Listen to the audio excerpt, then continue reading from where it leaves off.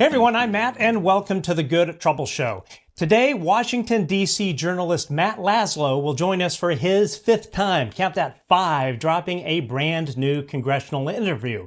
But first, please hit the subscribe and thumbs up button on YouTube and let us know what you think about this episode in the comments.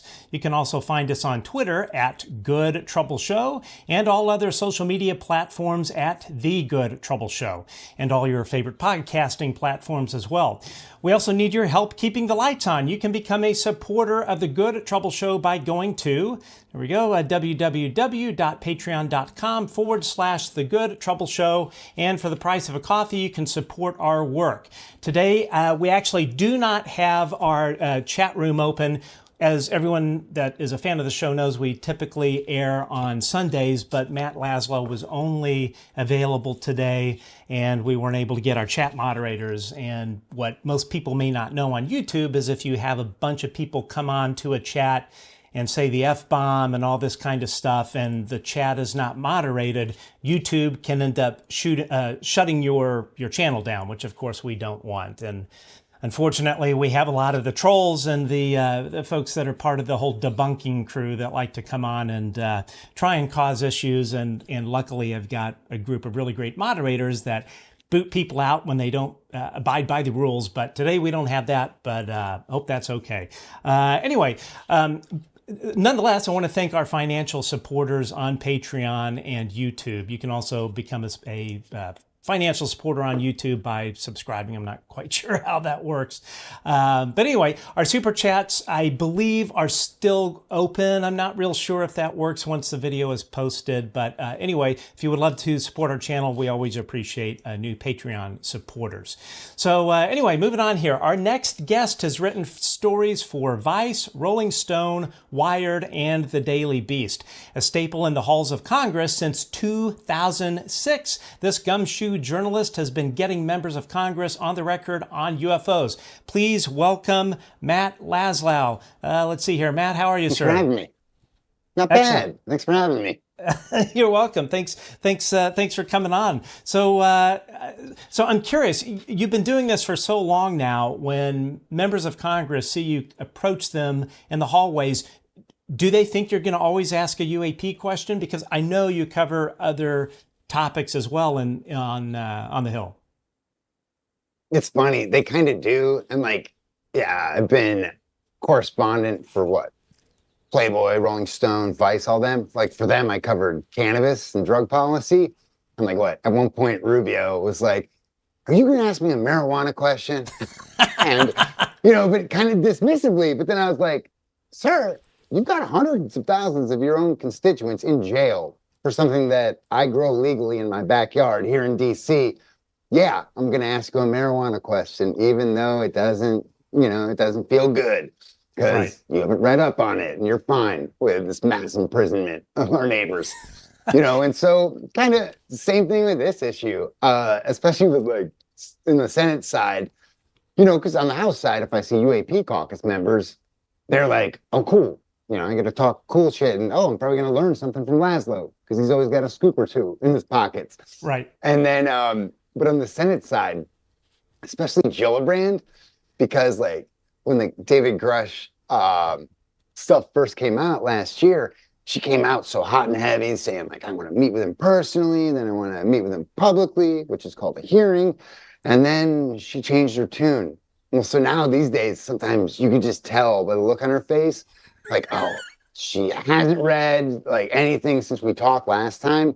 So sometimes I just to keep that relationship good, I'll ask her a crypto question. Because I'd ask if, well, now we have a crypto vertical and a drug vertical and all this other stuff. But knowing that that's an issue that she's passionate about, she always smiles and changes. She's because she's eager to talk about crypto. Right. And that's where I'm I want to keep pestering you so that once again, you're eager to talk about UAPs. Because smart. When she was just out in Nevada a couple months ago, she said that she was told by the Air Force, Lockheed, and Northrop Grumman, separately in all classified portion of her visit, that there's a persistent problem of the invasion of U.S. airspace above military bases and nuclear sites. So What? yeah, Senator, you might.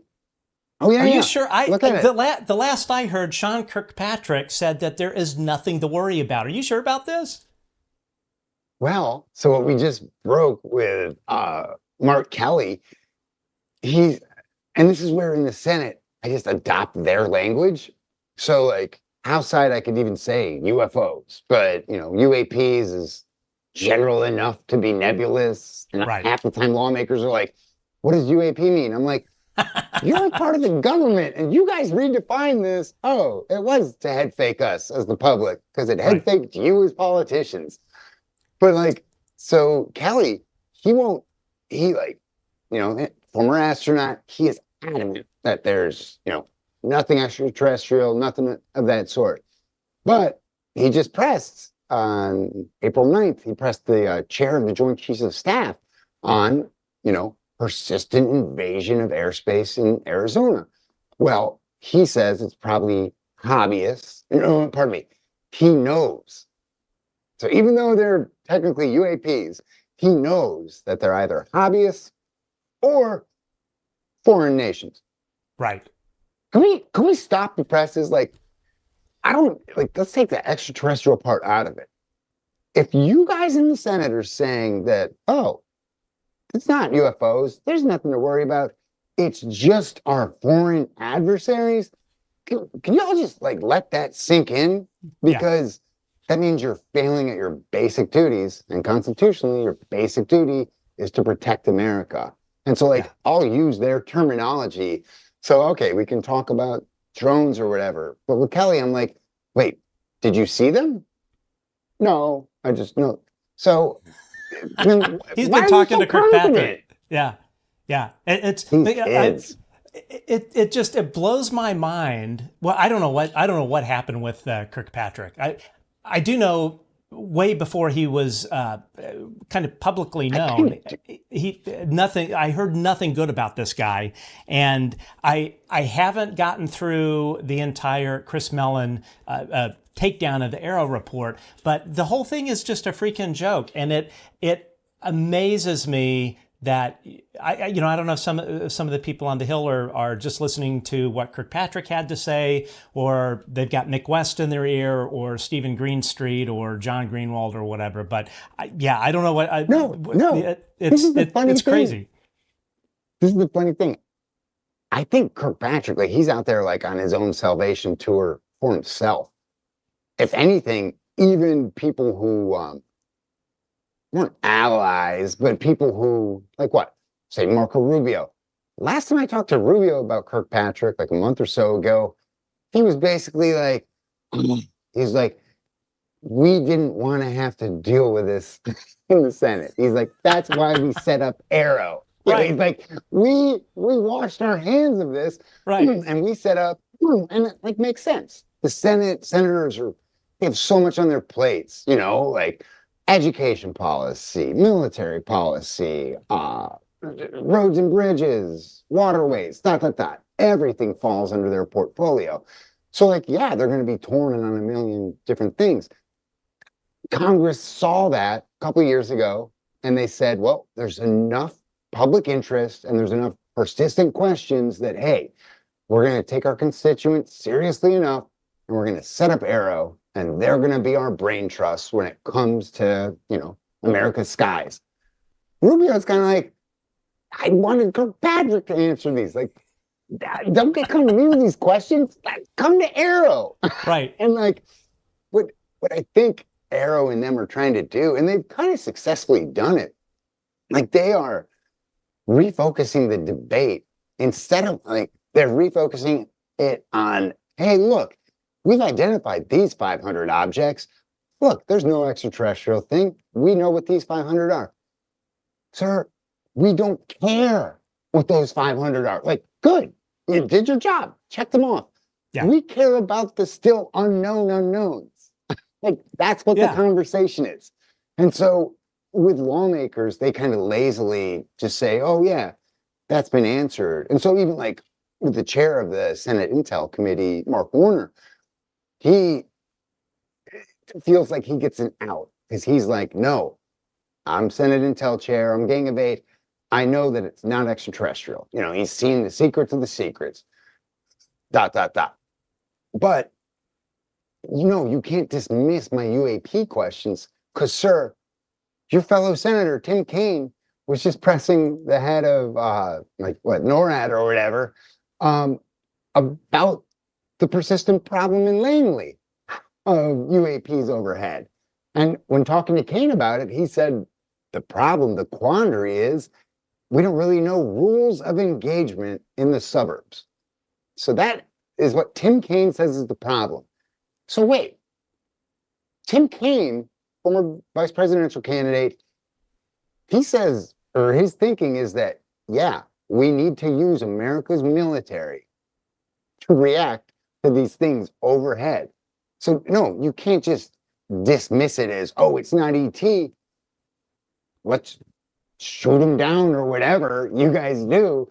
But everyone's so confident in what they know, but they're using that fake confidence to cloak all the stuff that they don't know, or that they won't be honest about. And no, they don't get a pass anymore.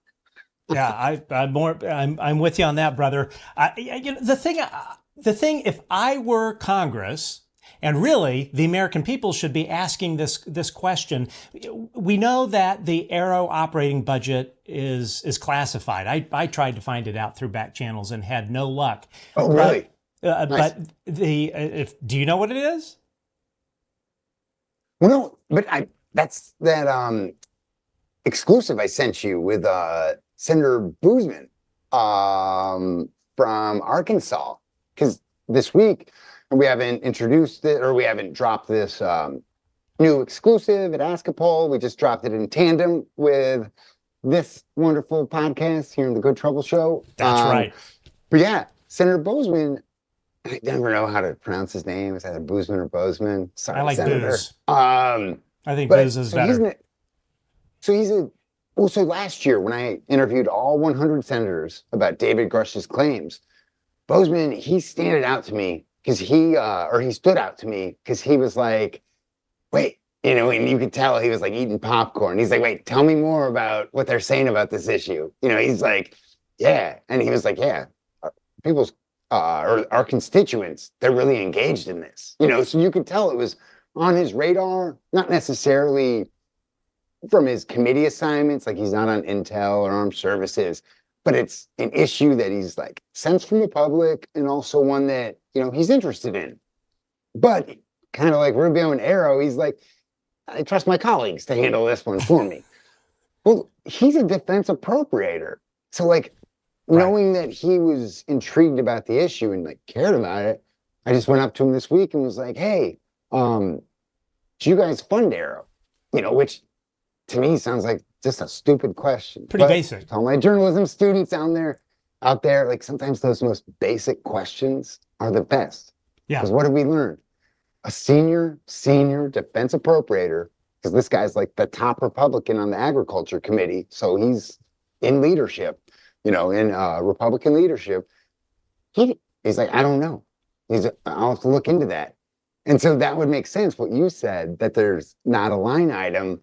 But now I'm going to keep pulling that. So I wonder if that comes from the Intelligence Committee's budget, or if Arrow is an SAP itself.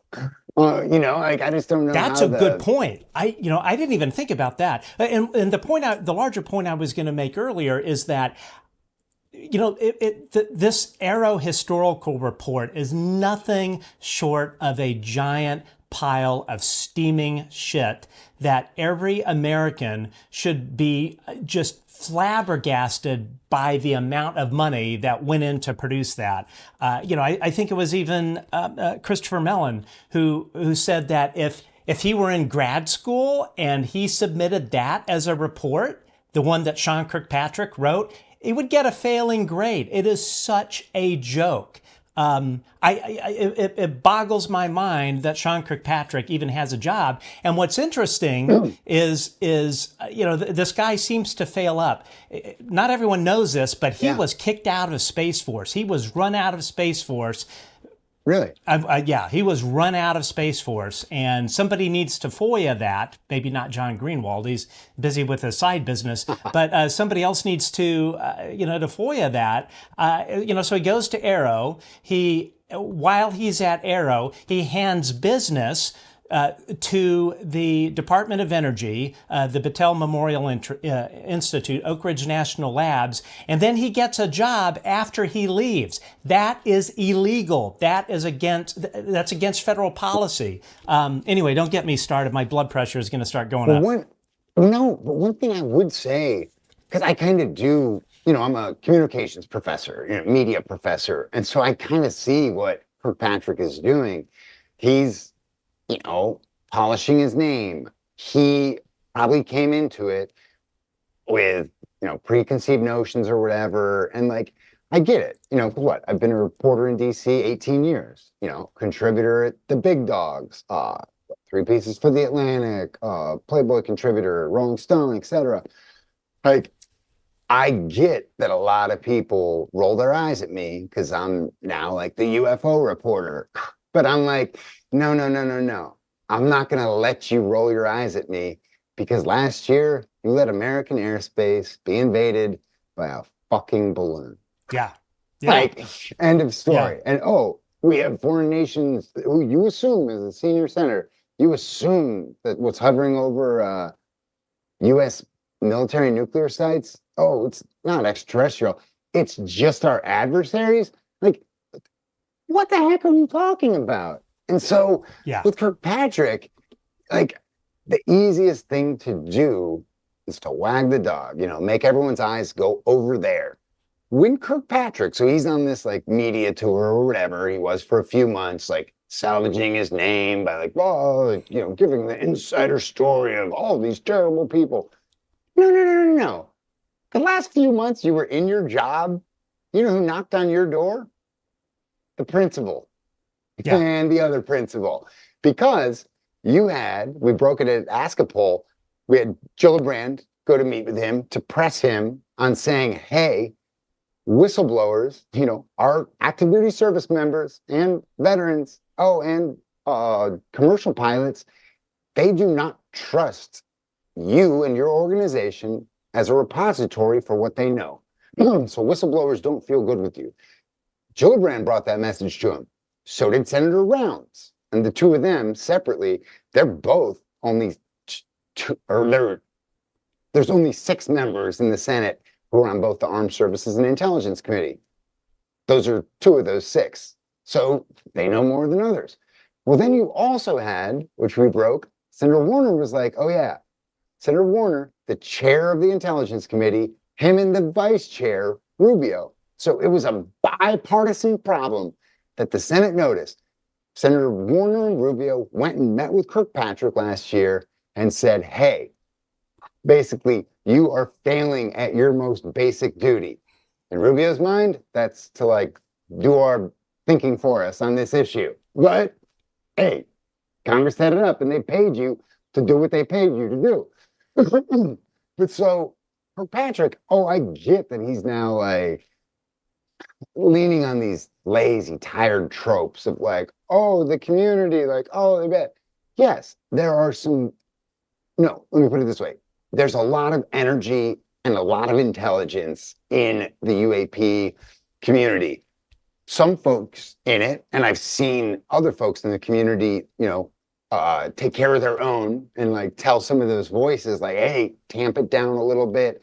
And like one thing I would caution people is like, hey, so, lawmakers and all that, they're taking notice sometimes of how abrasive some of us can be. I'm like, I'm me, so I'm abrasive at times. Try to do it more professionally than not. But so do remember that if you, curse out a lawmaker or whatever, that's just going to let them more easily evade the issue because they're going to say, no, everyone in the community is like that. And remember, last year, NASA, sensing that, there was sensing that this is no longer an avoidable issue, but the American public has spoken out and that, Congress agreed with them and set up Arrow. So what did NASA do. They're like, all right, we're going to have our own, UAP division, but we're going to keep its director secret,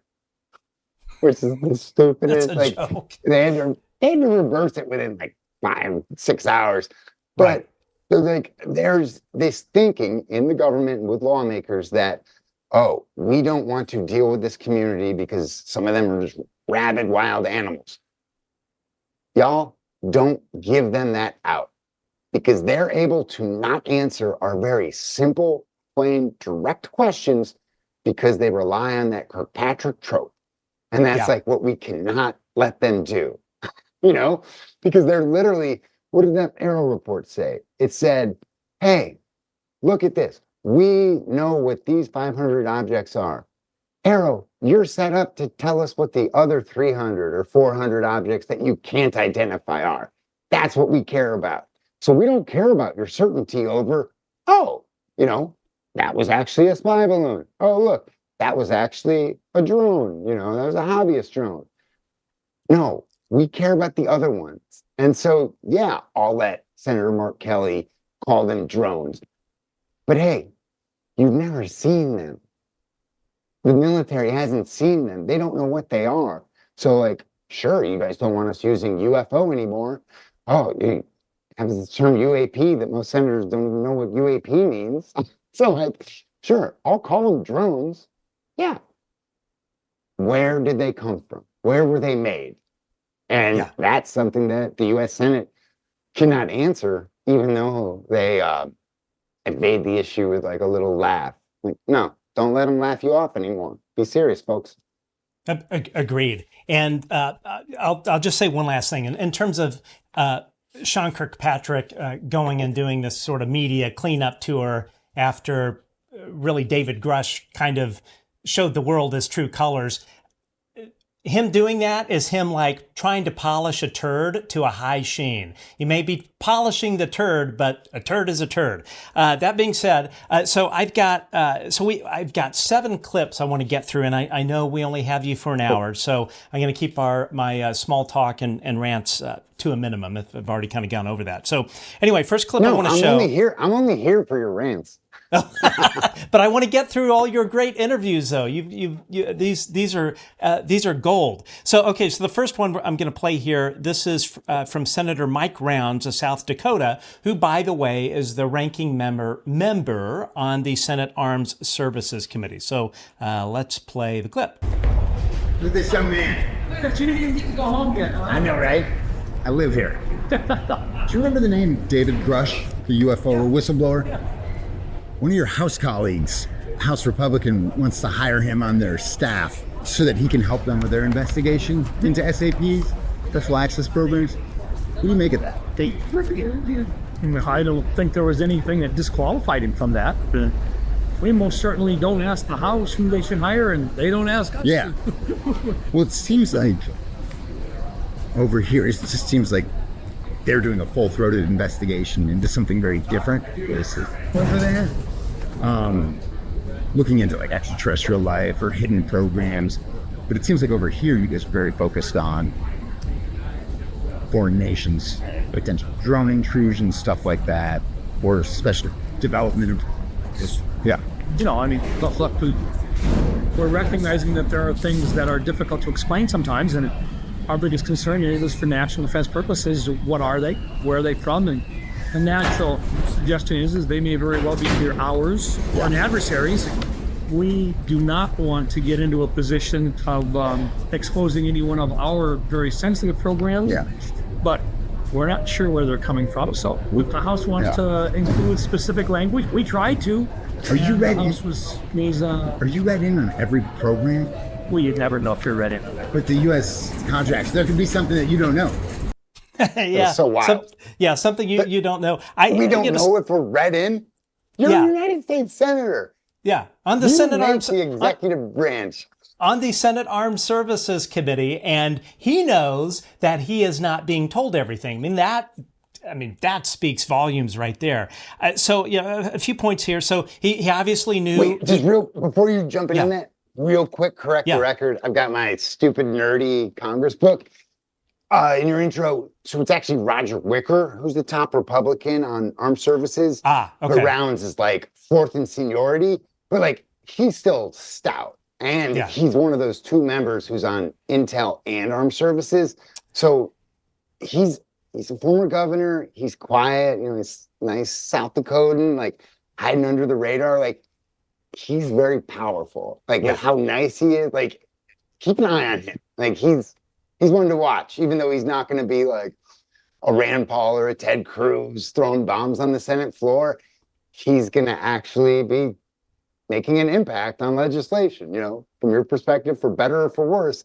He's one of those workhorse power players who's quiet, not on TV a ton, but impacting our lives a ton. Yeah, 100%. So he knew who Grush was. That's a good sign right there. Congratulations. We should give him a trophy, because when I asked Senator Mark Warner, the chair of the Intel Committee, about a week before I asked Rounds, or no, maybe the day before, Senator Warner was like, "What? Who? Are you serious? Who? Oh my gosh. Hell yeah. Wow. Askapol.com. Look it up. Our last Mark Warner one. No, Warner, and part of the reason I got so, like in the past month or whatever, I got real riled up because Warner laughed in my face, which means Mark Warner laughed in all of your faces. He laughed in your face, UAP community. And then part of me was like, wait, why is he able to do that? And I was like, oh, when I ask him about UAPs, he hears ET, and something he's heard or whatever, he's convinced that, no, that's not a problem. But okay, I'll use your terminology, sir. Now, I don't want to talk about ET with you. I want to talk about the persistent intrusion of U.S. airspace, according to your members of the Intel Committee, according to Gillibrand, Rounds, now Kelly, Tim Kaine, talking about the intrusion over Langley. Like, no. So they're trying to wiggle out, like Kirkpatrick, being like, no, it's not that. I'm not talking about what it's not. We're all talking about what you don't know. And through that, what we don't know. And so, like, they're all using language in a perverse political way. Slippery. But I'm like, no. We're not going to give them an out. No, Yeah, we're not. And I know this community ain't. Yeah, that's for sure. So the fact that this guy, as you point out, a very powerful Republican who happens to sit on Senate Armed Services Committee and Senate Intel Committee, he's staying. So if he were given classified information that said, this is where this is from Russia, or this is from Timbuktu, or this is from Stephen Greenstreet's edit suite at the New York Post, and he received that information and in a skiff, he would have just said, you know what, I can't discuss that. But the fact he's saying, we don't know where that's from, and he sits on Senate Armed Services Committee and Senate Intel Committee, that blows me away. And it's not him. I'm saying that the Pentagon is completely failing. The United States Air Force is completely failing if they can't tell a sitting United States senator that sits on both of those committees what the hell this stuff is. I mean, come on. Well, no, and that's my thing. And that's one thing that, like, everyone in this space can kind of remember. Like, these lawmakers, they're our voice in Washington, for better and most often for worse. But just letting them know, and even, a lot of times people come into the space, and I love it. We at Askapol, we get 80, 90%, 95% of our questions from our community. And then, I look like a genius, like Pulitzer-winning reporter, just because I ask your questions to your lawmakers, and then I play the audio for everyone to hear. And so, like, I'm so intrigued. Like, I think what's lacking in, especially the Senate, but with most of the House, except the UAP caucus, is a lack of curiosity, and there's this pervasive laziness. Because, like, listen to yourself, Senator. If you really believe it's foreign adversaries above us in U.S. airspace. Like, do you need me to remind you about 9/11? Like, and we're the nation of nukes. Like, yeah, we perfected them. Like, there could be very small nuclear devices. And like what?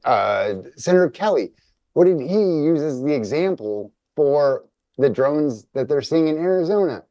He used the example of, oh, we're seeing all these small drones in the Ukraine war. Senator, that's a war zone.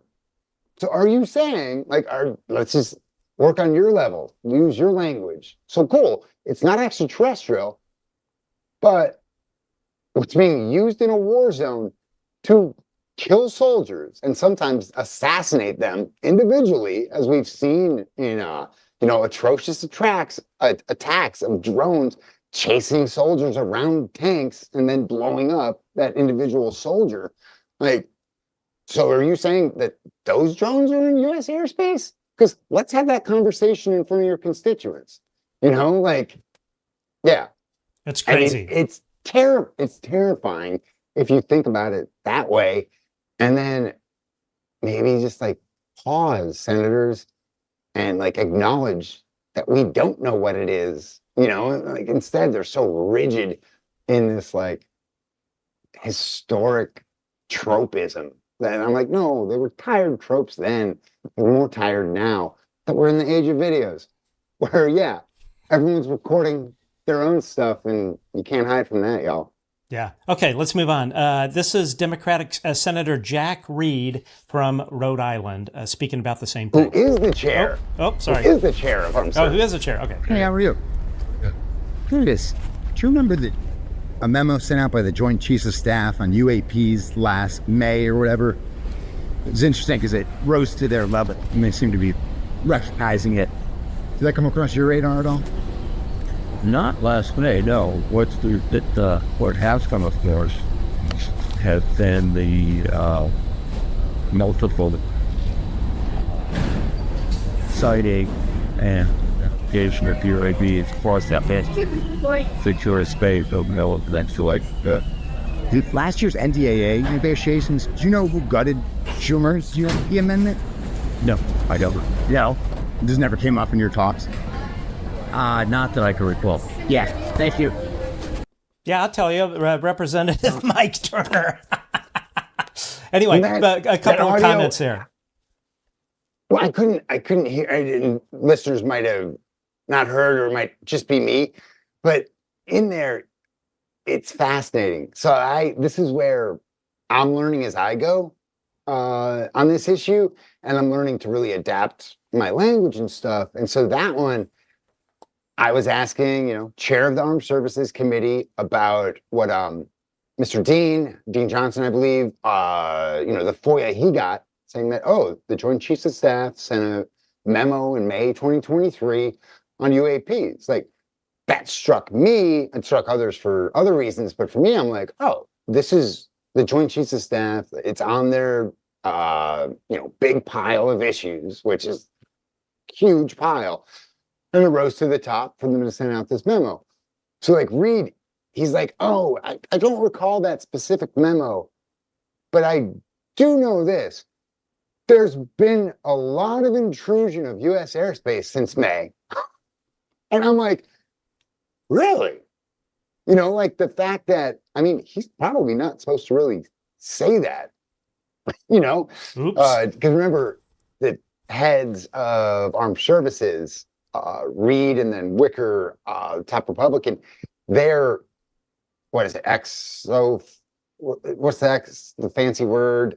For what? They're ex officio members of the Intelligence Committee. So they're just on that committee because armed services, rises to that level.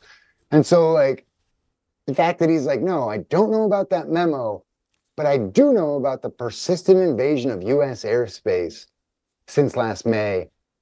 Like, hold the presses. And like, that's what I get on all my colleagues. Like, y'all, you guys devoted so much airtime to that shiny object at the start of last year, that balloon that floated from Montana to South Carolina, oh, and then the Air Force like popped off some shots, and you got like so wrapped up in like the shiny object. Well, like, so what happened after that?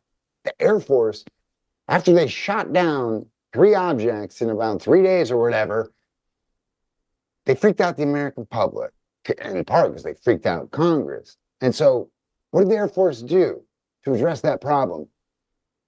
They just stopped talking about it, and they stopped shooting at the objects.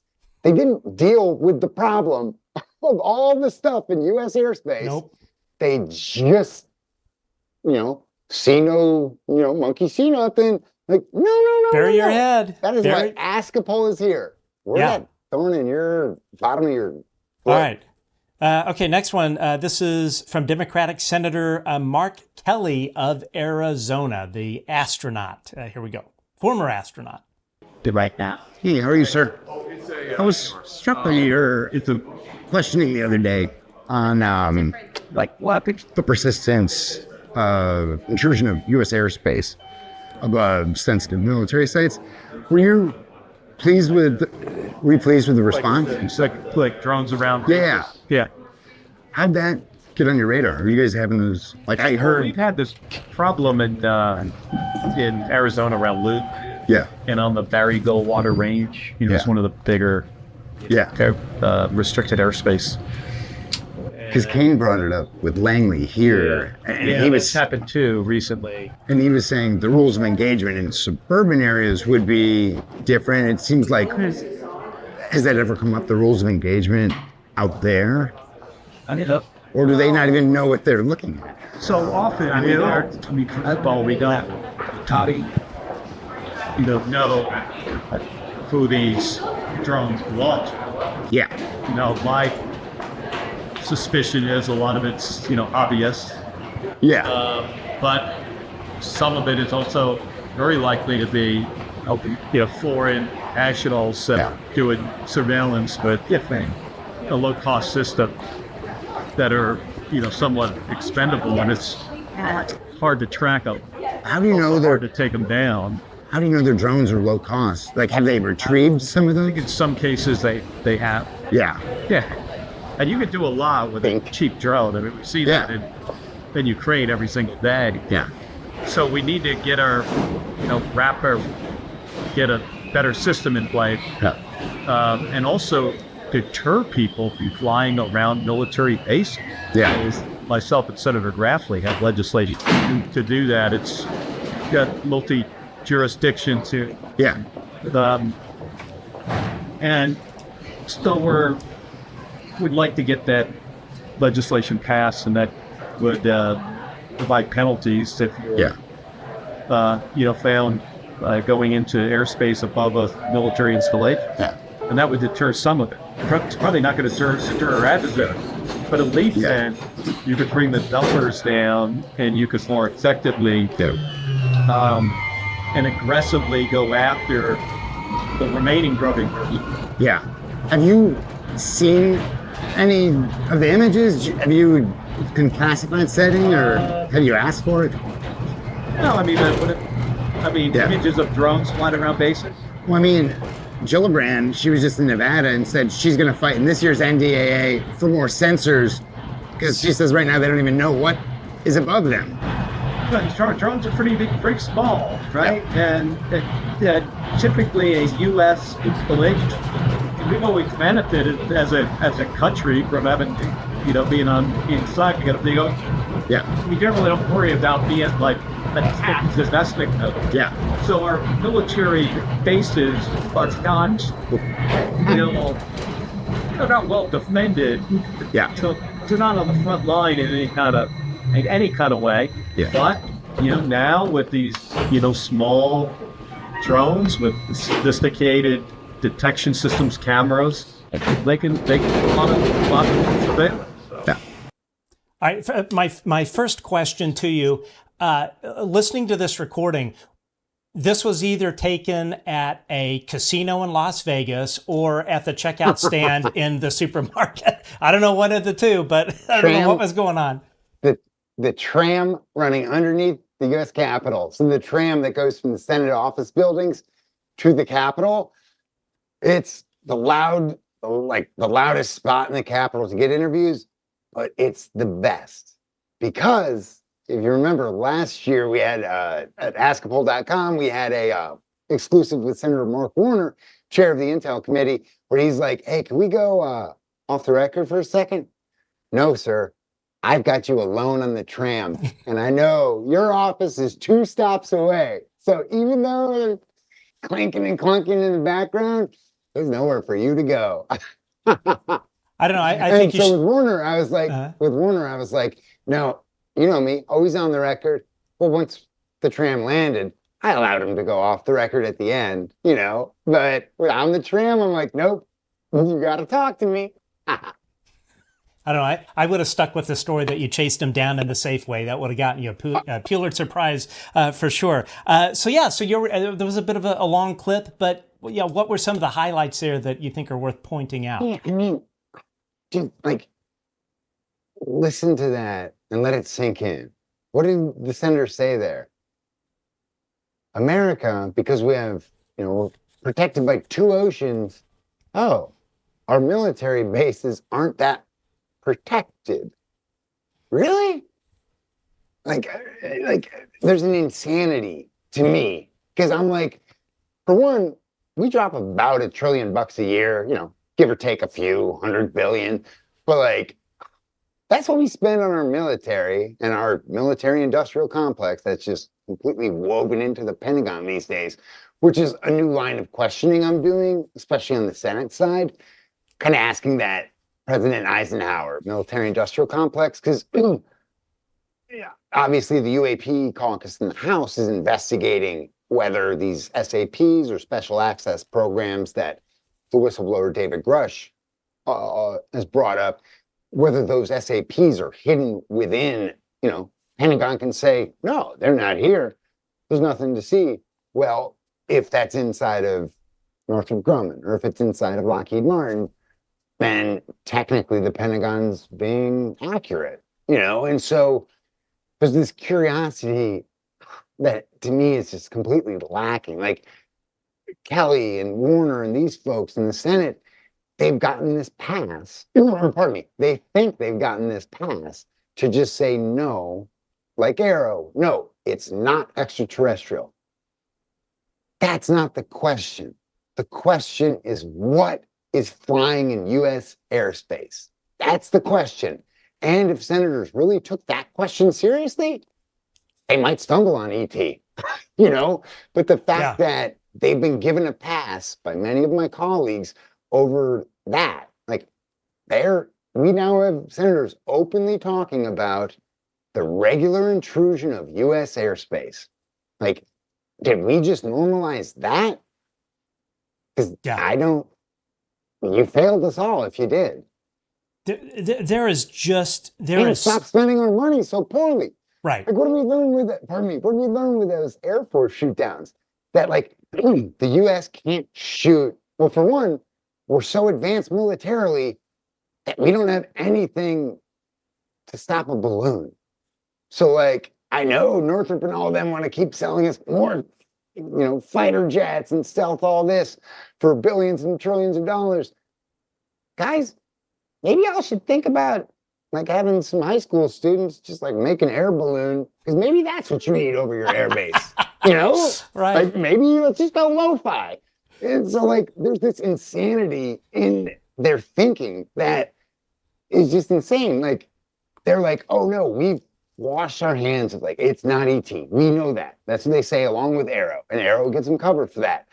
But it's like, no, we cannot give them the pass. I'm like, wait, how are you so calmly saying, yeah, pretty sure it's hobbyists and foreign adversaries? There's a big difference between hobbyists and our foreign adversaries. Like, it's just insane. And my former intern who helped us transcribe that Kelly interview, he's a UFO hobbyist, or not UFO hobbyist. He's a drone hobbyist. Oh, okay. And what he says here in Washington, his drone won't even go up in No. restricted airspace spots. The technology won't. And people have pointed Exactly. out, well, yeah, you can probably hack and change that. Yeah, average Joe and Jane hobbyists probably aren't tweaking that code. So whoever is tweaking that code to invade U.S. airspace, can we make that a little more of a priority? And if it turns out to not be North Korea, Iran, Russia, etc., can you guys in the Senate like keep asking the questions so that we know what the heck this is? Right. I want to see, and I'm not getting political here. Everyone knows that I'm a Democrat, and I do believe the border issue is a significant issue. I'm probably going to piss off a lot of my Democrat friends, but I want to hear the same anger from Republicans who squawk up and down about the border and all of these things, all the stuff they go on about, which they do have some good points, of stuff coming around the border. I want to see that same anger about all of this stuff above our military installations. It's crazy. This is an aside, but one of my best questions and most probing questions ever was, I think, maybe 2016 or possibly 2020, but to Senator Ted Cruz, asking him like, hey, there's a big border problem. Like, what are your plans to secure the northern border? And our Canadian-born friend did not have a ready answer for that one. Of course. Okay, let's move on here. We got, what do we have? 4 more to go. Okay, this moving slightly off topic, but not really. This is Democratic Congressman Jared Moskowitz from Florida, who I hope to have on the show sometime. I would have any of these folks on our show. You should, yeah. I treat this in a very bipartisan way. You've had Gillibrand on, right? Correct. That makes me so jealous. Like, I haven't asked her yet to come on mine. Like, we'll do a Discord every once a month, once every 2 months, and ask a poll. But as you asked earlier, she's still quaking a little bit around me. So I have to let her get her groove back on the issue. So when she's feeling good and she knows about something UAP related, I have to ask her then, because honestly, as you said, the last few months, she's been running scared from me unless I ask about crypto. Yeah, there you go. The crypto is the end. That's the icebreaker right there. Okay. Crypto's the kryptonite. That's right. Crypto the kryptonite. All right, Congressman Jared Moskowitz from Florida. How you doing, sir? What's going on? How you doing? Living the dream. Living the dream? Hey, did you? Good night. Right? Did you hear about the Aero briefing next week? Yeah, I'm going. What do you hope to get out of that? Well, first of all, I'm glad they're doing it. Yeah. I think that's important. Look, I think I'm going to have a lot of questions on UAPs. That's what they're in charge of. Yeah. We'll talk about some of Grush's accusations. Yeah. But also, disclosure to the American people. Mm-hmm. Right? Some of the UAPs, some of the UAPs they're able to explain, they're on their website. Right? Other UAPs are not able to explain. And they're not able to explain them away. Like weather. Yeah. These, right? And it's questions about why they can't do that. Right? Well, it seems like they've focused the conversation on what they can explain, but it's like no one has questions about that. Right. But then, if it doesn't fit into a box, like this weather balloon, it's a weather, and I'm like, then what is it? Yeah. What is it, right? We're filming these things more and more and more. People seeing with their own eyes.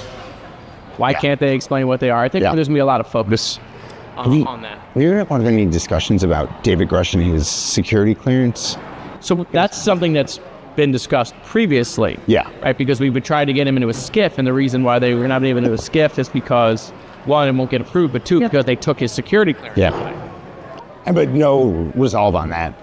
But you're hoping for follow-up on that next week? The select committee. That's why I'm supportive of the select committee. Was it a monetary issue? Some people said there was $20,000 needed to get his clearance, but it sounds like this is more procedural. That I don't know. Yeah, and that wouldn't make sense to me. Yeah, that I don't know. Yeah. Appreciate you. Have a good one. All right, I'm going to correct the congressman there. David Grush's security clearance, they did not take them away from him. That I think would lead people to believe that there was something that he did.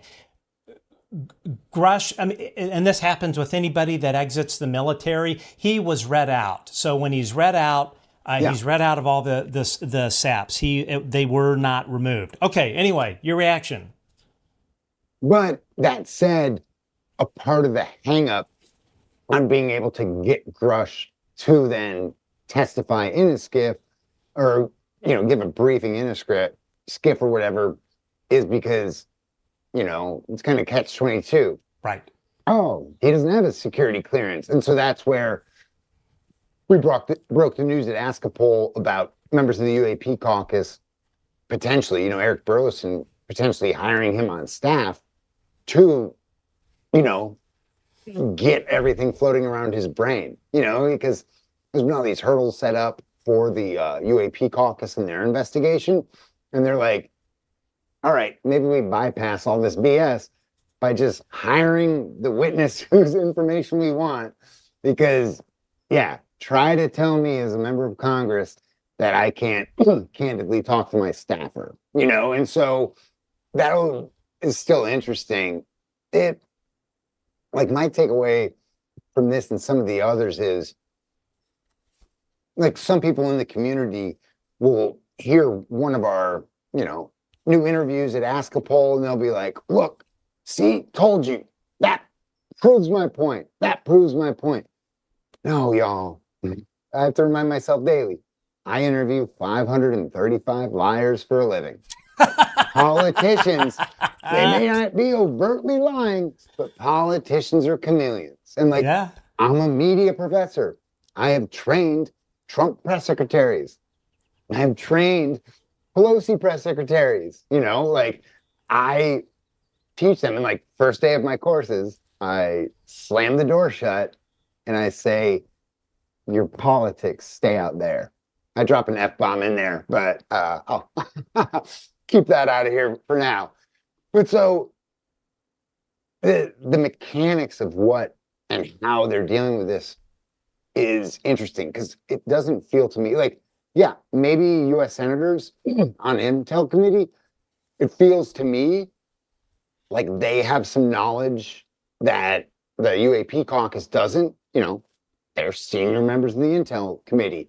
And so they just have that. And so I am just constantly, a good example of what I'm trying to say.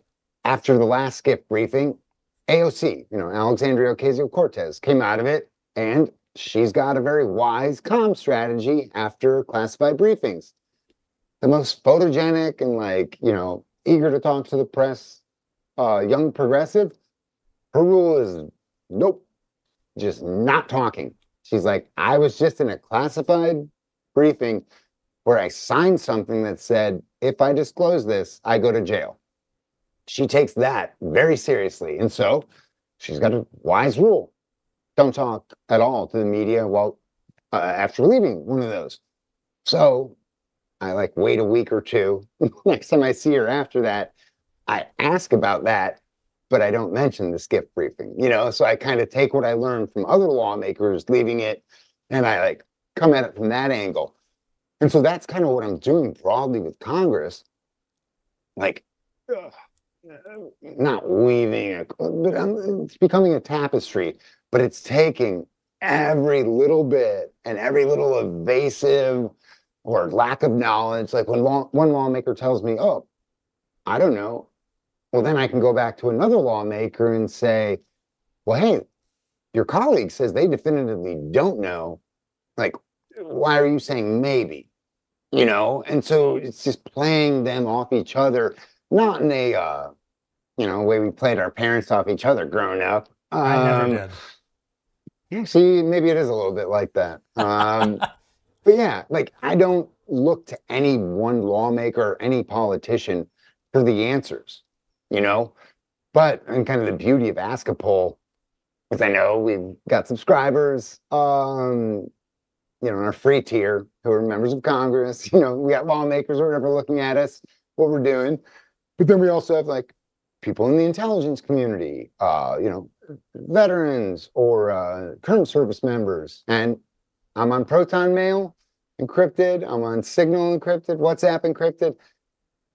I don't know you. Send me whatever you got, and I will never know you. I'm going to my grave with lots and lots of secrets. Because yeah, I do take seriously my word, and yeah, your safety and all that.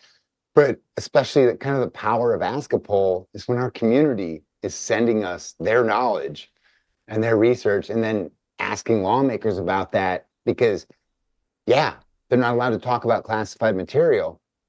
But if I ask them a question that includes classified material, they kind of forget that it's classified, because they're like, oh, this reporter knows it. And so, yeah. All right. The job of a congressional junkie. Dude, you're a freaking journalistic ninja. My hat is off to you. Okay, let's plow through here. Congressman Republican Eric Burleson from Missouri. Big fan of his work. How you doing, boss? Hey, how are you? Good reset. Good. So good. You guys are actually. I do too. All right. You got any updates on anything? I don't. I can. Johnson has said no. Yeah. He's had no response. But I mean, he's got to bring files. He's got Ukraine. Yeah. Like, you have a motion to vacate hanging over his head. Yeah, I think that it's probably it's in his mind. It's not a priority. Yeah. How do you guys make it a priority? Or is this the case to give you all the subcommittees so you don't have to go through dad and dad? I don't know. I think that for me, I'm just trying to plow forward with what tools I have, which is why I like organizing this, briefing from Arrow and a skiff. I'm doubtful that we're going to hear the truth from them. Yeah. But at least I think that we just need to keep the ball rolling. We need to keep moving the ball. When is that? And I've got my staff have it. I can think. If you want to ask my staff, it's next week. Next week? Yeah. Who's your staff? What's happening? Who's my what? Staffers. Hang on. Hey, follow me upstairs. Wow. Email. And all like. Okay, let's. Oh, I guess that was it. All right. Long edit there.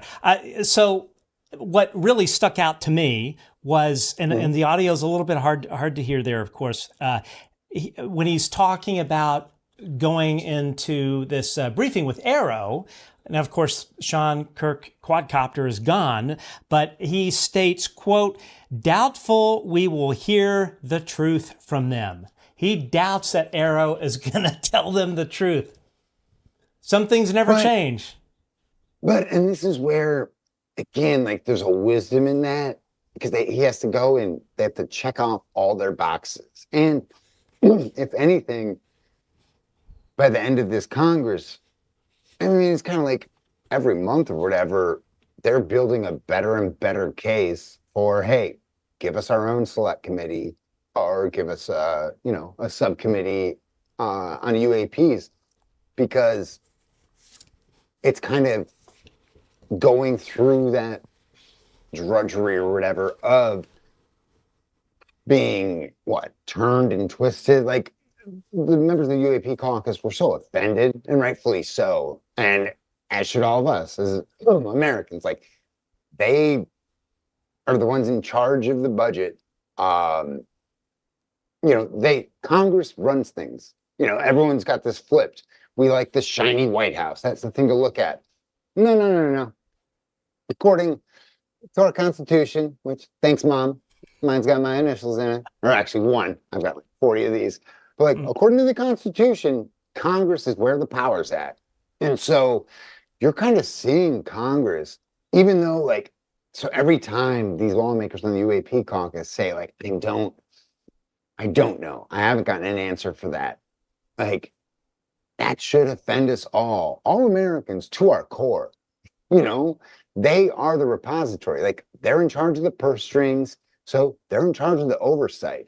And even in that Burleson interview, he's or maybe the Moskowitz one, they still don't know if the interim director of Arrow, Tim Phillips, if he's even going to be the one briefing or at the briefing. And I'm like, what? You guys are Congress. You literally tell him, come or we take away your stapler.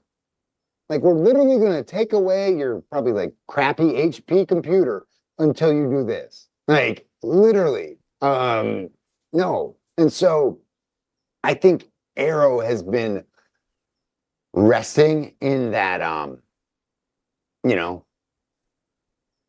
nebulous. They've been resting in the fact that Congress has been inactive, or maybe that they have allies somewhere who are, keeping other members of Congress from hearing this stuff. But like, there was such offense after that first gift briefing, or no, even after the second one. I forget who, it might have been Burleson or Moskowitz, but they were like, all right, the second one, they were like, it was better. But they're like, there were questions in there that came up in the public Grush hearing in front of oversight last July.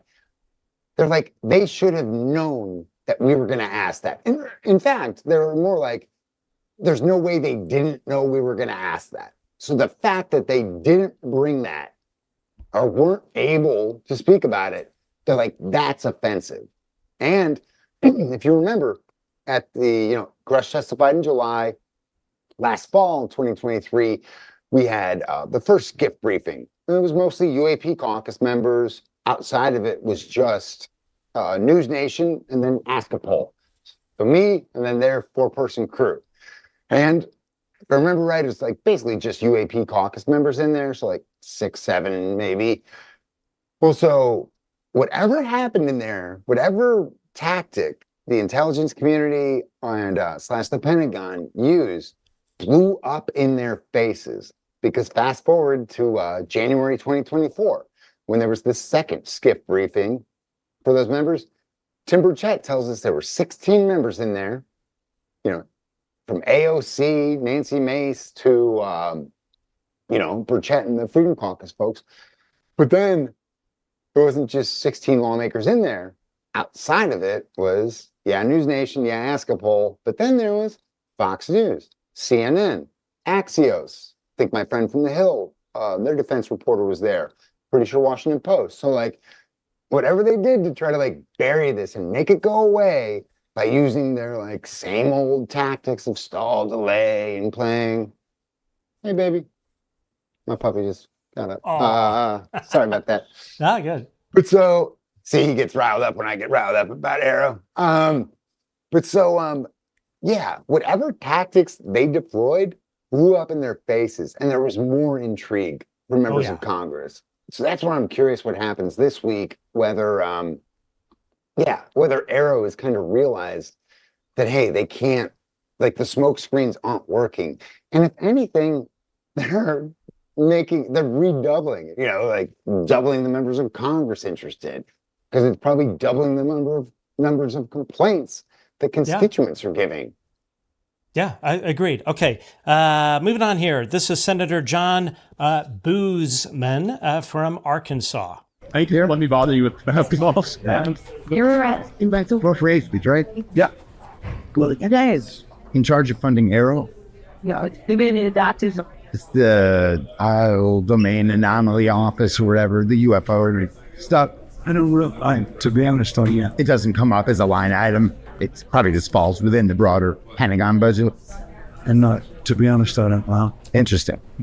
Have you followed it on the investigation on that over in the House? If you'll, I really haven't. Yeah. If you'll, ping the office. Ping the office and just see. Yep. One of my guys, no. Okay. A lot of that I didn't pick up, Bozeman. so maybe you can fill I us looked in. it up. Okay. Bozeman. Damn it. Apologies to the Congress, or to the Senator, excuse me. Okay. We have one more clip after this. So I know we're out of time with Bozeman, but we can't tell. And I saw went over, but I love you, brother. So you got as much time as you need. Next time I'm doing you first and then the other one second, so I can keep to schedule. I'm enjoying this. Well, so Bozeman, he's like the lowest talker in Congress. And like, sometimes other reporters are like, wait, what did he say? And there's kind of a brilliance to his low talking. So even there, I boosted, I do NPR production or whatever. I boosted all of his part of the interview to be able to hear him at all. But I'm curious if it's like a communications strategy from him, because it's brilliant. And like sometimes he's like able to talk a little louder, you know, when talking about NCAA or the Razorbacks or whatever. But when you ask like sensitive questions or whatever, like he just like whispers into like the depths of the earth, and you're like, wow, yeah. But so there again, brought him up at the start of this stream. He, senior member of appropriations on the defense appropriations, cares about the issue, but he's not aware whether the defense subcommittee and like appropriations, that's like fancy Washington speak for they control spending, you know, so they're in charge of spending your tax dollars.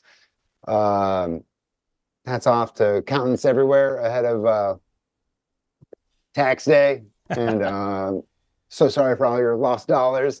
The American government is spending on toys that can't even protect American airspace. But yeah, so there, Bozeman, he's not even aware of whether Aero comes up under their budget. And so I'm intrigued with what you're telling me, Matt, and I want to keep pulling that thread because I'm curious now where their funding comes from.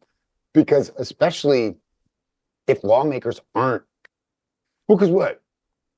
During the Kirkpatrick administration, should we call it, you know, the first administration of Aero, you started having, especially UAP caucus members being like, wait, why is Aero underneath the Pentagon at all? Because we in Congress, we want Aero to be investigating the Pentagon. And so there was already those rumblings about, you know, whether Congress, who just set up Aero 2 years ago, whether they should take Aero out from the umbrella of the Pentagon. I want to keep pulling this thread on where the funding comes from, because if they're dependent on whoever is Secretary of Defense or whatever for their budget, well, that kind of like goes against their mandate, right? Like, so we'll see. I do predict in the next 5 to 10 years, Aero will be its own agency. No. It's going to be called something. It's going to be called UFOs. They're going to do a head fake the other way. The all domain quadcopter office. Okay, final clip, and I am such a bad host. I don't have the note for who this clip is. The final one that you are dropping right here on the Good Trouble Show. So tell us who we are about to listen to. Well, no, that was the one. The new one was Bozeman. Oh, we just listened to. I have another one. We'll have to see what it is. But that was world premiere. That was all right. Senator Bozeman. And wow. You know what I learned on this today? That his name is Bozeman. Yeah. And not Boozman. And I have to say Bozeman now 3 times, and hopefully I'll never get it wrong again. But see, you'll next time you talk to him or go to ask a question, you're going to have my voice in your ear, in the back of your mind going Boozman, and it's going to trip you up. So apologies. So I do have another clip here. So see, maybe because I'm a booze hound, I want to call him Boozman. That's on me. I think we call him Congressman Mumbles. Okay, let's see what we have here. Kaine. Tim Kaine. How are you, sir? What's up? What do you do? Are you satisfied with the response you got to the UAPs around Langley? Say that that'll raise people. Yeah. I mean, in terms of full forthcoming information and a plan of action, yes. But I think there's a lot of work to be done. I think there's a lot of work to be done. In a classified setting, did they at least tell you that they know what it was, or is there still a mystery? I don't think I can get into that. Yeah. I don't think I can get into that. I think what I can say is that, you know, we have pretty clear rules of engagement. If somebody try to fly a drone against U.S. troops overseas, we would know what to do. But when you're on domestic soil and you've got, you know, houses nearby and It's not like you're going to shoot something down on a base near a residential neighborhood. So the thought about how to do base protection against UAS threats domestically is not developed as it is in theaters of war. So, okay, we need to grapple with that. And then we have to grapple with the same thing. We have U.S. bases in foreign nations where we're like road of Spain. Okay, so what if something were to happen there? It's on Spanish soil. What did the Spaniards allow? So I think thinking about how to deal with these when you're not in a theater of hostilities, there just hadn't been a lot of kind of doctrinal thought about it. And if it's at home, you're talking about PHS, you're talking about the FBI, you're talking about the base commander, you're talking about the DOD. So you got to get a lot of stakeholders involved. And I think the stakeholders are involved, but they're sorting through these kind of domestic questions. So really, it's just out west in Nevada.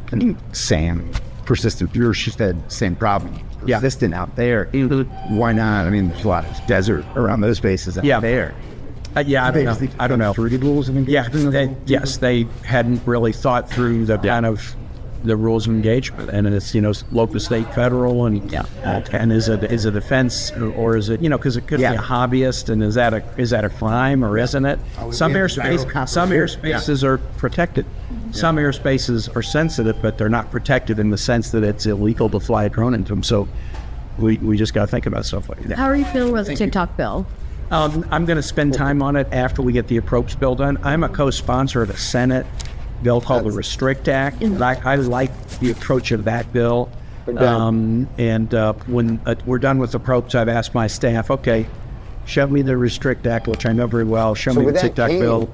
Let's check it out. It's going to likely go through Commerce Committee, and there may be a way to look at the two bills together and then try to find an ad. Is this something that needs to be expedited, or can it kind of afford to take its time? All right, that was it. Stuff's done. I saw you wave. Okay, so that was Senator Tim Kaine, who is good friends with Congressman John Bozeman. I'm making that up. Anyway. So Kaine, it's amazing. So I asked him, hey, in a classified setting, so publicly he asked, I think, North and South Com or whatever they're called, commanders, hey, Langley Airspace being invaded. I asked the most simple question. In a classified setting, did they know what it was? And he said, I don't know if I'm allowed to speak about that. This is where everyone listening, if you live in a state where there have been intrusions, if your senators or whatever are saying hey, admitting it and asking the Pentagon about it, just ask them this simple, most basic question. Hey, Senator, do you know what's flying over my house?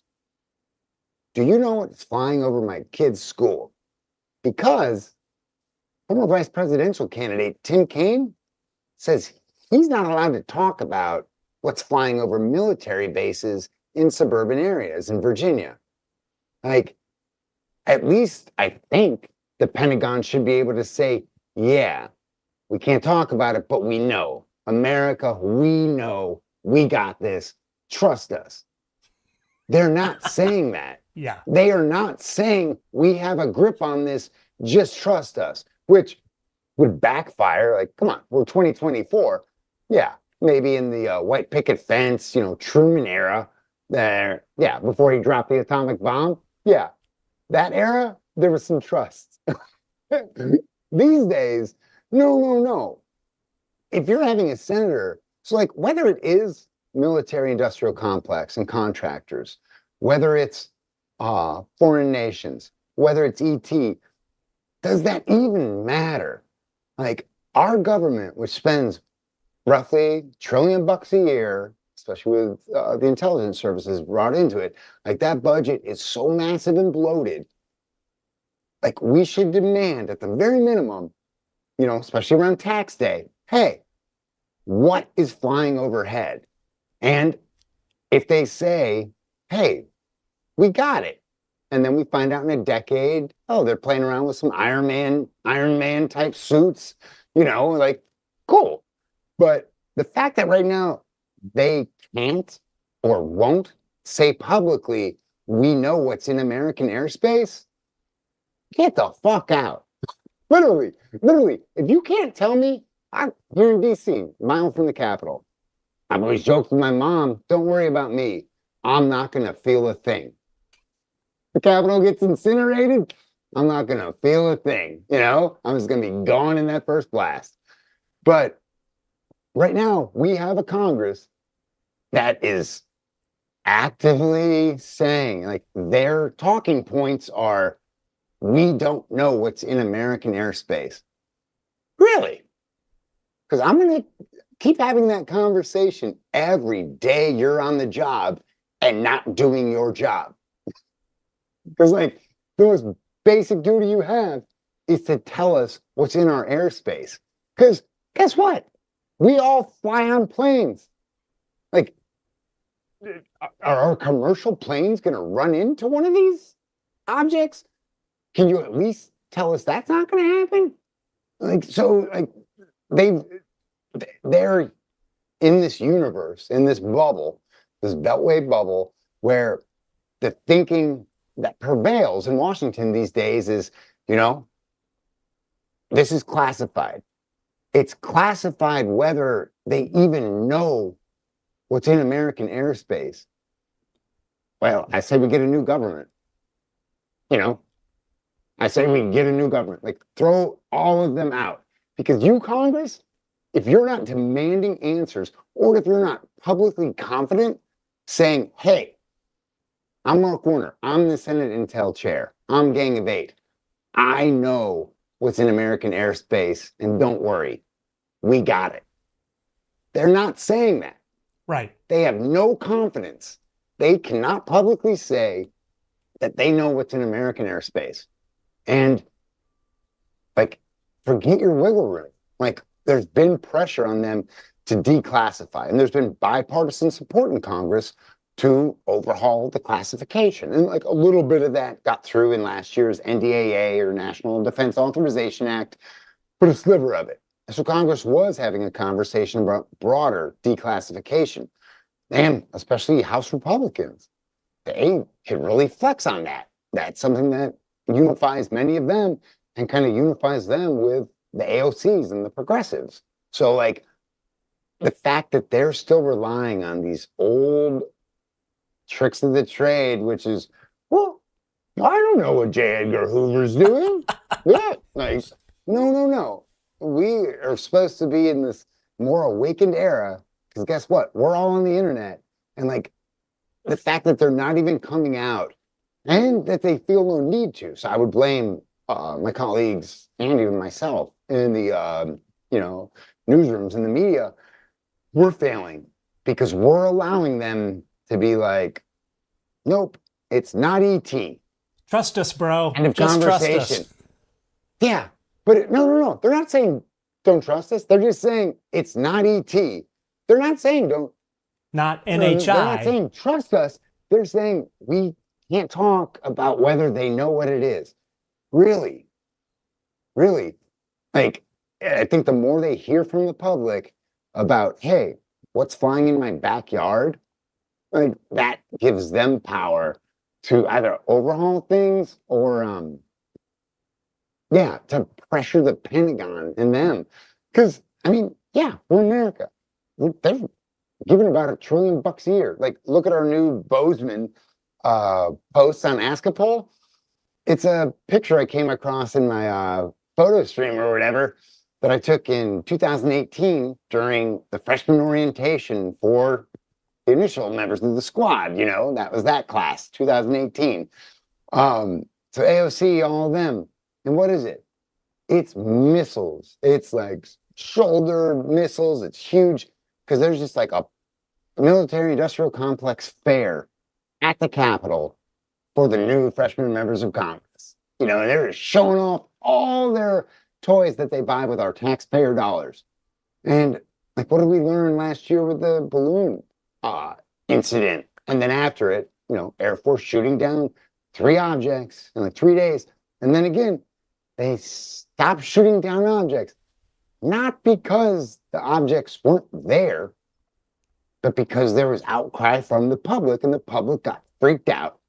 So they didn't say we solved the problem of this stuff in U.S. airspace that the Air Force feels the need to shoot down. They just said, oh, we're not going to do that because it freaks out Americans. Like, really? Take care of our airspace. And if you're not, I'm going to run for Congress and I'll tear this town up. I'll be your comms person. Here's the thing. Well, it's two things. So a while back when this cranked up, a friend of mine that used to be on the UAPTF, I asked this person if this person knew or could comment any about the Langley thing, and this person said, quote, "I cannot talk about that." So that tells you one thing. Now, I have some theories about this. Now, I am sure there are some hobbyist drones, a drone or two, Joe Blow, driving their drone wherever to go take a nice look at something. On that DJI software, you cannot fly it into restricted airspace.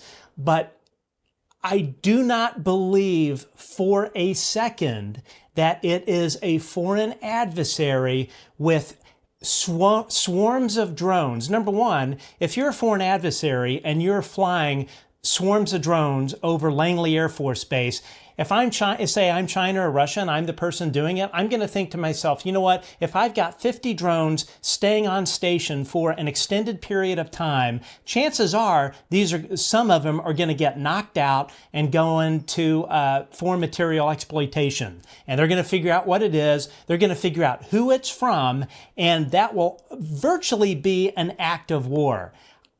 I guarantee you that is not what is going on.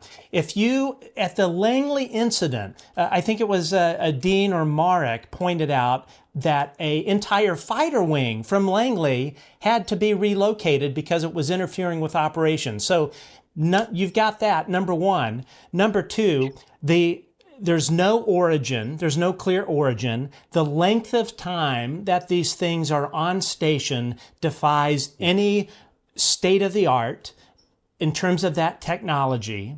And then here is the biggest clue that tells you this is not a foreign adversary.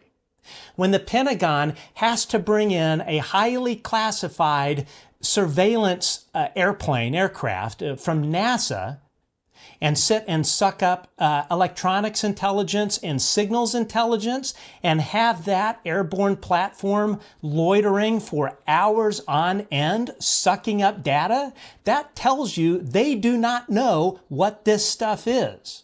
Absolutely. And then here's the other thing I'll point out. Or let me out conspiracy theory you. Yeah. Or that's the new black helicopter. Well, if that's the new black helicopter, and obviously, these days, that's not how they need to surveil. They got Silicon Valley, which is sucking up all of our personal data. But I mean, that's where there's not. So remember, I always bring up this example, and I might have earlier, but NASA, when they recognize UAPs as a problem, because public outcry, so they start this new UAP division, but they announce it and they're not making the director public. It's no, you idiots. The whole reason you're starting that is to dispel fears in the public. So use transparency, because that's what the demand is from the public. But they're no, we're going to be transparent through being secret. And so that's where I think all of us need to keep that pressure up. With my journalist colleagues, can you all ask a freaking question? Just one. Yeah. Hey, do you know what's in American airspace? Ask that to every lawmaker on Armed Services and Intel Committee and every constituent out there. Ask it. Simple. And if your lawmaker comes back to you with, it's fine, trust me, send them back. This 2024, we're actually not supposed to trust anything, according to Professor Laslo. Literally. Right. Don't trust anything you see online.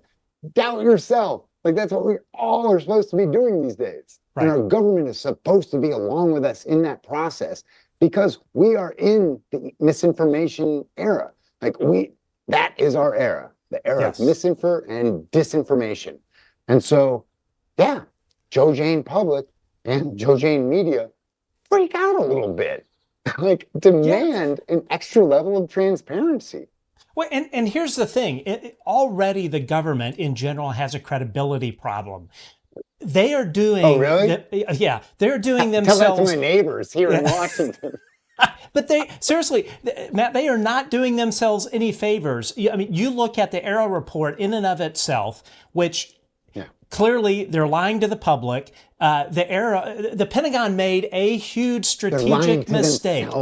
They're lying to themselves, but they made a huge strategic mistake with Sean Kirkpatrick in that really that whole thing, as opposed to pointing to data, they went off into conspiracy theories. They went off into attacking the messengers, attacking David Grush. The Arrow report essentially is trading one conspiracy for another, if you think about it. In other words, Sean Kirkpatrick is saying there is a conspiracy that members of Congress have been hoodwinked by David Grush and all of these UFO religious fanatics, or however he put them, or however he put it. That's what they came out with. And we know that the Pentagon lies. They lie to Congress. They lie to the American public. The CIA lies to the Pentagon, lies to the American public. So they are the United States government, as they're acting, is one giant disinformation machine. Why should we trust one goddamn thing they say? You just gave me my question for lawmakers this coming week. Have you ever been lied to by the Pentagon? Does the Pentagon lie? Yeah. Well, no, because I want to ask Jim Himes this, the top Democrat on House Intel, because remember House Intel in 2022, they had that first UFO hearing in 50 years, chaired by Andre Carson from Indiana. They took it seriously, and then we had the Grush hearing the next year. Like what Jim Himes, the top Democrat he took over for Adam Schiff in that slot. What he keeps leaning on is, hey, in that hearing in 2022, these two, decorated members of the Pentagon, they answer. I asked them directly, is any of this ET? And they both said no. And he forever is pointing back to that. And someone would be like, hey, Senator or Congressman, is the Pentagon capable of lying? I have a question. Have they ever lied? I mean, because that's where, again, us in the media, we fall into that trap or trope of just believing what we're told. No, we're supposed to interview everyone from all perspectives. That doesn't mean all those perspectives matter. Because, if the A-bomb's only coming from, one person, it doesn't matter everyone's feelings about that, Sorry, students, your feelings don't matter. My feelings don't matter. Except they do.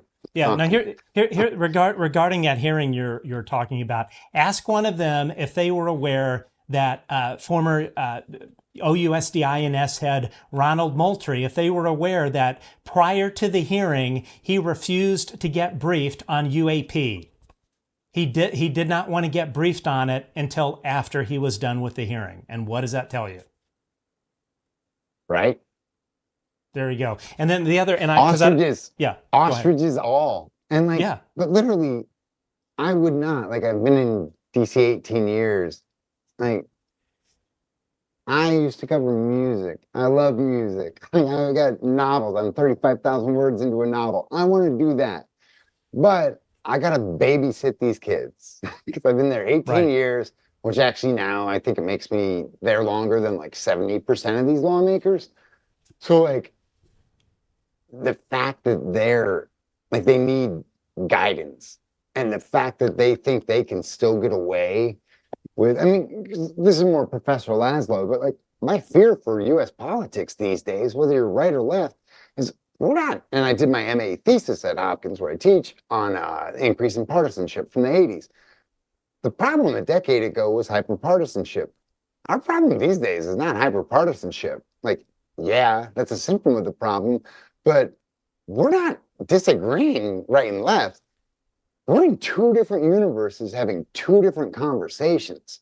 Yeah. And like the fact that we're set up as a political system for the two parties to just yell past each other, which again, bringing up this whole Constitution thing, the founders explicitly rejected a two-party system, even though one then metastasized in the election of 1800, our first presidential election. And so the fact that algorithms and all of this allow us, and our like cable infotainment network allow us to live in our own realities, like we have to constantly be pushing ourselves. Like I try and trick some of my devices into thinking I'm an, avid conservative, avid liberal, like, and I have to fight because eventually, like after a couple months, that device figures out, oh no, you're this person.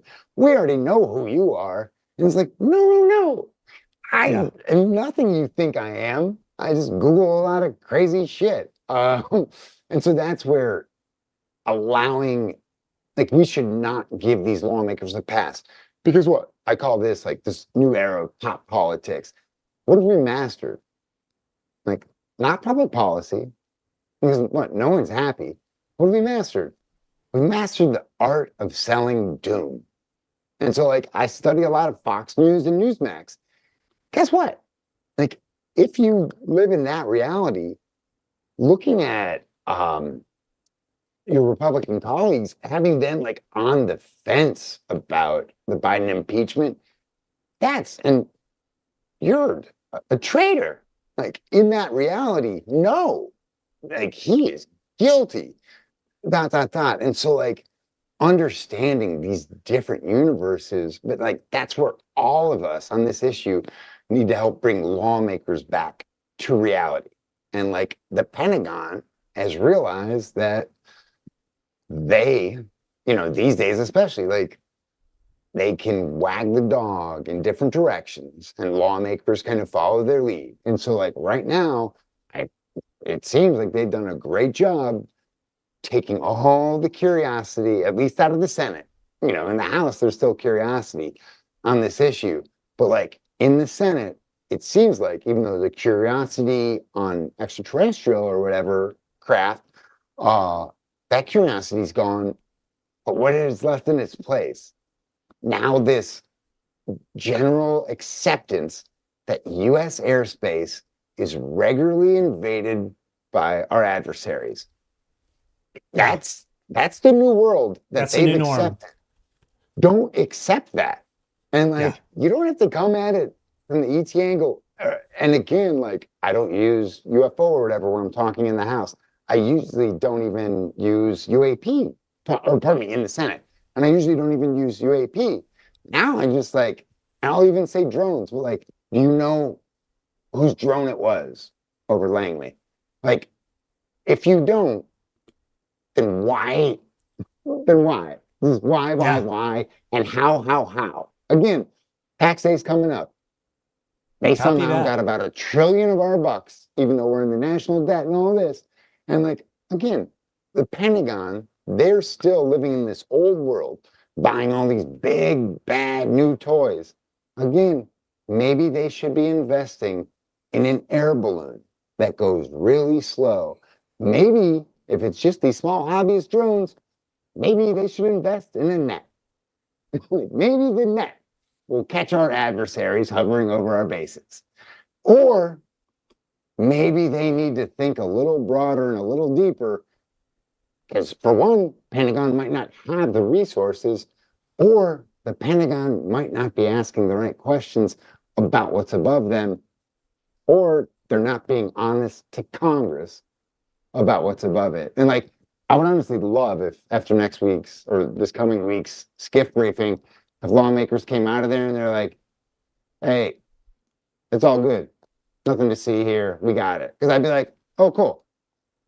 Yeah. It's either Pentagon toys or, it'd be like, all right, now we at least know what's in U.S. airspace. No, like these lawmakers, like Arrow, are somehow allowing themselves to rest peacefully in the fact that they've identified 500 or so of these objects. We don't care about those. What are the other 300, whatever objects pervasively or persistently in U.S. airspace? That's the question. And if you can't answer that definitively, then for one, if you're a lawmaker, how can you stop asking those questions? But here we have lawmakers who haven't even started asking those questions. Just sad. Insane in the membrane, I think somebody once wrote. Okay, Matt, so how can folks find you online? And more importantly, how can they support your work? Ask a poll, as in askapolitician.com. Oh, actually, tax day is Monday, I believe, which is why I was talking to my accountant and crying yesterday. Me too. But we've got a 50% off sale at askapoll.com. That comes out for like $45 a year, which pays for 2 hours of work for one of our interns. One subscription is that.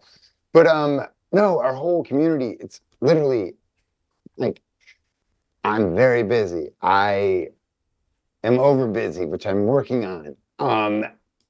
Our community, they literally, and I feel bad because I don't respond to their questions enough. But then I apologize for our community by then playing them the tape of me asking their question to their U.S. senator. And so literally, when you're part of our community, I just sometimes read the message come in and then, oh, I see AOC and I ask her. And then you get to hear a lawmaker respond or evade. And like, you know, you get to make lawmakers sweat through us. That's the fun. And like, literally, I love you, community. UAP community is like, many in it are like PhDs compared to this Congress who's like learning how to put on their training wheels. And so y'all got to remember that, like, you're speaking over their heads on a lot. And so like those simple questions, sometimes like really mind opening. And like, remember, Congress is a bunch of little kids. So be a little patient with them, but be persistent. Don't let up. Yeah, no, there you go. You know, you were talking about maybe the Pentagon getting some balloons. If Trump ends up winning the election, I don't know if you've seen that giant Trump balloon that I think somebody in the UK built. Maybe they could commandeer that, put a sensor suite on that, and float that above Langley and see what they catch. You never do know. I'm just hoping it's Iron Man, because I'm like, come on. If the Pentagon makes this like Iron Man suit or like one of the contractors, I'm like, oh wait, so hoverboards. Yeah. There's this great song by an Australian hip hop artist where he's basically asking, he's like, hey, I don't care about all this new tech. He's like, I just want my hoverboard. Like, come on. That's right. I thought that was promised to me in the 80s. And so here, if our military industrial complex with our tax dollars is buying all these toys, so like if they're all in on the secret, no. We, you know, the 2.2 million people strong and the Reddit for UFOs, like, hey, that's our tax dollars. Give us an Iron Man suit. Yeah, agreed. All right, Matt Laslo, thank you very much. Tell us what the heck is over our houses. I want to know for sure. We all deserve to know. But Matt, thank you so much for the generosity of your time. I always love having you come on. I look forward to meeting you in person when I come to DC, hopefully sometime soon. And dude, keep up the great work. Keep holding their feet to the fire. It blows my mind that you are the only one out there doing this. It is just blows me away. But thank you so much. And News Nation. There you go. And News Nation. I got to plug my competitors. See that? Yeah. No, they're doing a great job. Absolutely. They're great. Yeah. And then maybe, who knows, maybe the next Arrow report, Susan Goff won't cut backroom deals with your competitors and actually invite people like yourself and Ross Coulthard and Chris Sharp and others that actually know something about this subject in on these briefings. But, you know, Wait, this is what I've been asking everyone. And pardon me, I know you're trying to wrap up. Have you confirmed any reporter who was actually inside that Arrow briefing? No, but I want to FOIA it. Somebody should. No. Go ahead. So I have not. So I wasn't invited. Green Street from the New York Post not invited. News Nation not invited. then my friend Ellen Mitchell at the Hill, she's their defense reporter, so she like works out of the Pentagon, and she'll come to the Hill only basically to cover UFOs. You know, she was there for the Grush hearing, etc. And at one of the skip briefings, she wasn't invited. So, like, and I saw after that Arrow report came out that CNN did like a 3-4 minute segment on the issue. But watching the whole segment, I was like, everything I heard from her, it was like fairly good segment, but I'm like, everything she said was like, I mean, fairly good isn't fairly bad. Like, it was what I expected. It was what the Arrow report said, a regurgitation of that. But there was no pause in there like, hey, this is what we got, we're told on background. So I have not found a single reporter who was in that briefing. I am kind of becoming 100% convinced that they didn't have it, which some members of the UAP caucus kind of know if they have time next week to ask Arrow, hey, did you guys have a media briefing? Or was that a head fake? Interesting. That is a good question. I haven't heard of a single reporter. Somebody needs to get clarity on that. If anyone out there knows of a report, send it our way. AskThePoll.com or DM us on Twitter. I have not seen it, and I've been looking for it. And I'm a media professor. I read way too much. There you go. Yeah, let me know. I've heard from multiple sources that is not the case, but I could be wrong. That my sources could have been wrong, and I would love to set the record straight. But who was the media briefing with? That I don't know. But like, did they do? I mean, because what we saw this with Pence in Indiana. He tried to set up his own news organization. You know, we've seen this. You know, and then it got killed before they could do it. But I'm like, did they have like the Pentagon comms team, or no? Did they have like military.com? You know, like, or Voice of America? Like, I do not know of anyone. I'm going to ask my sources for further detail, and then I'm going to get back to you with that, because I would like to know for sure. Please. Yeah. All right, cool. Please. All right, Matt Laslo, ladies and gentlemen. Matt, thanks, and so I'll see you soon. Please, this is fun. Way too much fun, because you easily got an extra hour of my time. I totally did. Smart, engaging as always. I'm sneaky. I'm sneaky that way. All right, cool, man. Thank you so much. Peace, brother. All right, Matt Laslo from Ask a Poll. Man, I tell you what, that guy, he is so freaking sharp, and he holds these people's feet to the fire, and he's asking questions that all of his press colleagues should be asking. And you know, Matt really brought up some good points, a lot of good points today. People should be just absolutely enraged that we are not being told about this, and that our lawmakers clearly aren't being told. And we deserve better. I don't know about you, but I sure feel like I'm paid a hell of a lot more than I should be in taxes, and this is what we're getting for our money. I mean, clearly. Anyway, folks, so if you enjoyed our show, we would appreciate it if you hit that subscribe button. Please tell your friends about us on social media. The more people that watch, the more we can spread our message on this vital topic. And as always, if you enjoyed this program, we would love for you to hit that subscribe and thumbs up button and leave a comment. I do try and read all of the comments. And of course, please tell your friends about our show. The more people that know about our show, the more we grow, the more we are able to spread our message on what we think is a very good topic. We may be back tomorrow. I'm working on putting together a show regarding the Arrow report, in particular, Chris Mellon's analysis of it. If I can get that together, I'll certainly post it. But anyway, have a great weekend. Hopefully I'll see you tomorrow. And if not, I will see you next week on The Good Trouble Show.